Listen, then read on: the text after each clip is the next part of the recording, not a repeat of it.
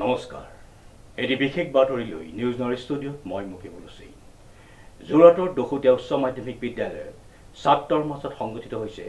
মাৰপিটৰ ঘটনা নিউজ নৰ এক বিশেষ প্ৰতিবেদন সহপাঠীৰ আক্ৰমণত ৰক্তাক্ত হল আজি পশ্চিম যোৰহাটৰ ঐতিহ্যমণ্ডিত দহোটীয়া উচ্চতৰ মাধ্যমিক বিদ্যালয় সহপাঠীৰ আক্ৰমণত ৰক্তাক্ত বিদ্যালয় মঙ্গলদৈ ধেমাজিৰ পিছত এইবাৰ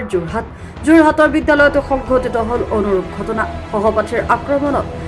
ছাত্ৰৰ মূৰত পৰিল 25টাকৈ চিলাই একাদশ শ্ৰেণীৰ ছাত্ৰক চোকা অস্ত্ৰৰে আক্ৰমণ এডল ছাত্ৰৰ ঘটনা যোৰহাটৰ দহোটীয়া উচ্চতৰ মাধ্যমিক বিদ্যালয়ৰ একাদশ শ্ৰেণীৰ দেৱজিৎ বনিয়া নামৰ ছাত্ৰজনক শ্ৰেণীকোঠাৰ ভিতৰতে চোকা অস্ত্ৰৰে আক্ৰমণ অষ্টম নৱম একাদশ আৰু দ্বাদশ শ্ৰেণীৰ কেইবাজনো ছাত্ৰ আহত ছাত্ৰজনক স্থানীয় চিকিৎসালয়ত ভৰ্তি কৰোৱা হয় পুলিবৰ আৰক্ষীয়ে দুজনকৈ ছাত্ৰক আটক কৰে প্ৰিন্সিপাল বাইদেউ নাই বাইদেউ ট্ৰেইনিঙত আছে তাৰপিছতে মোক দায়িত্ব দি থৈ গৈছিলে আমাৰ আগবেলাৰ পৰীক্ষা চলি আছিলে 10:30 হ'ল আগবেলাৰ পৰীক্ষা শেষ হ'ল পিছবেলাৰ পৰীক্ষাৰ কাৰণে আমি প্ৰস্তুতি চলাই আছোঁ ৰুমৰ মানুহ ঠিক কৰি আছোঁ তেনেকুৱাতে মোক এজন পুলিচৰ মানুহ এজনে মোক আহি পেলাই ক'লে তেওঁ ব্ৰেক ডেছত আহিছে বোলে বাইদেউ ৰাস্তাত কাজিয়া এখন লাগিছিলে মই সিহঁতক আঁতৰাই দিলোঁ আৰু দুই এটাক দুচাট দি পঠিয়াই দিছোঁ মই বোলো স্কুলৰ ল'ৰা নি বোলে স্কুলৰ ল'ৰাই লাগিছিলে মই তেতিয়া এই পৰীক্ষা দায়িত্ববোৰ আনক সঞ্জাই পেলাই মই খবৰটো ল'বলৈ গ'লোঁ এফালে গৈছোঁ তেনেকুৱাতে ল'ৰা এটা আহি মোক কৈছে বাইদেউ বোলে ইয়াক বোলে স্কুলৰ ভিতৰত আহি পেলাই কোনোবা ল'ৰা এটাই পিটিলে তাৰপৰা ইটো ল'ৰাই কৈছে যেনিবা আমাক বিজয় হাজৰিকাই কৰিছে বুলি আমাৰ হায়াৰ ছেকেণ্ডেৰীখিনি ইতিমধ্যে ৰিকুৱেশ্যন দিছে তেতিয়া হায়াৰ ছেকেণ্ডেৰী ফাৰ্ষ্ট ইয়াৰ আৰু ছেকেণ্ড ইয়াৰ ৰিকুৱেশ্যন দিছে ৰিকুৱেশ্যনৰ ল'ৰাবোৰ ওলাই গৈছে তেনেকুৱাতে পুলিচজনে আহি পেলাই মোক খবৰটো দিলেহি আৰু মই লগে লগে ওলাই গৈছোঁৱে কোনে কাজিয়া লাগিছে বুলি তাৰপিছত আকৌ অন্য এটা ল'ৰা আহি ক'লেহি বাইদেউ বোলে আমাৰ ৰুমৰ ভিতৰত বোলে ইয়াক বোলে হেৰি কৰিছে তেতিয়া সেই বিজয় হাজৰিকা মই তেতিয়া কৈছোঁ তোমাক কোনে মাৰিলেনো তেতিয়া কৈছে বোলে এই বিজয় হাজৰিকা আৰু কোনোবা লগত আছে বুলি কৈছে আমি লগে লগে শিক্ষকে তাক হস্পিটেললৈ লৈ গৈছোঁ আৰু বাহিৰৰ ষ্টুডেণ্ট নাই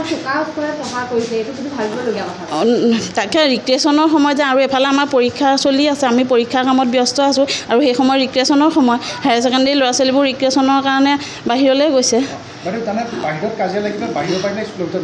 স্কুলৰ ভিতৰলৈ গুচি আহিলে চাগে ৰিক্ৰেশ্যনৰ সময় আমি আচলতে ধৰিব পৰা নাই নহয় কথাটো কি হৈছে কাৰ লগতনো কাজিয়া লাগিছে আমি ওলাই গৈছোঁহে ল'ৰাটোৱেহে কৈছে আমাক কোনোবাই কৈছে খাৰু এডালে মাৰিলে বুলি আৰু কিন্তু আনেহে কৈছে ল'ৰাটোৱে কিন্তু প্ৰথমতে অন্য এটা ল'ৰাই কৈছে বাইদেউ খাৰুৱে মাৰিলে খাৰুডালে লাগিলে বুলি চিকিৎসকে তাৰপৰা আমাৰ দুজন শিক্ষকে লৈ তেওঁ লগে লগে আমাৰ ওচৰতে হস্পিটেল আছে নহয় তালৈ লৈ গৈছে লৈ গৈ তাত চিকিৎসা ব্যৱস্থা কৰিছে আমিও ইতিমধ্যে থানালৈ গৈ খবৰটো জনাইছোঁ আৰু পিছত আমি তেনেকৈ কৈছে আৰু পিছত আমিতো দেখা নাই আমি সেই সময়ত দেখা নাই কওক হয়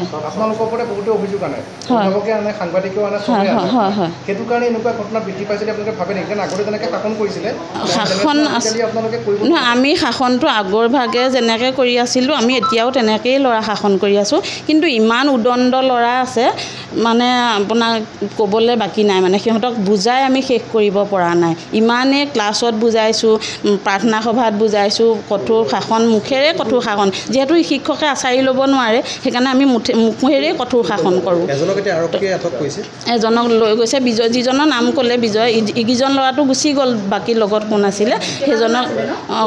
তেওঁ মোক কোৱা মতে আৰু দুজন আছে বুলি কৈছে গতিকে এই থকাজনে কিন্তু ৰৈ আছে ক্লাছৰুমতে সি ৰৈ আছে আৰু আমি পুলিচক কোৱাৰ লগে লগে তেখেতক পুলিচে লৈ গৈছে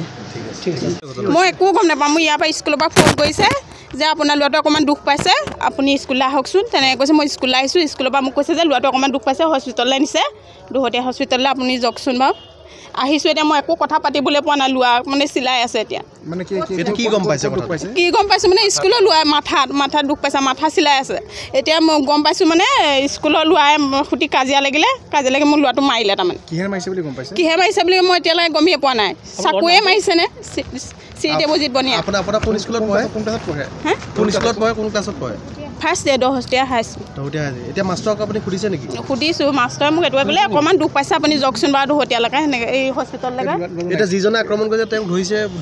তেওঁক ধৰিছে তেওঁ থানালৈ লৈ গৈছে বুলি কৈছে কিহে আক্ৰমণ কৰিছে মই এতিয়ালৈকে গমেই পোৱা নাই মাথাটো চিলাই আছে ষ্টুডেণ্টৰ নামটো কি দেৱজিৎ বনিয়া কোন ক্লাছত পঢ়ে ফাৰ্ষ্ট ইয়েৰ ফাৰ্ষ্ট ইয়েৰ যোৰহাটৰ পৰা শ্ৰীমন্ত মাধৱ বৰুৱাৰ ৰিপৰ্ট জনতা লাইভ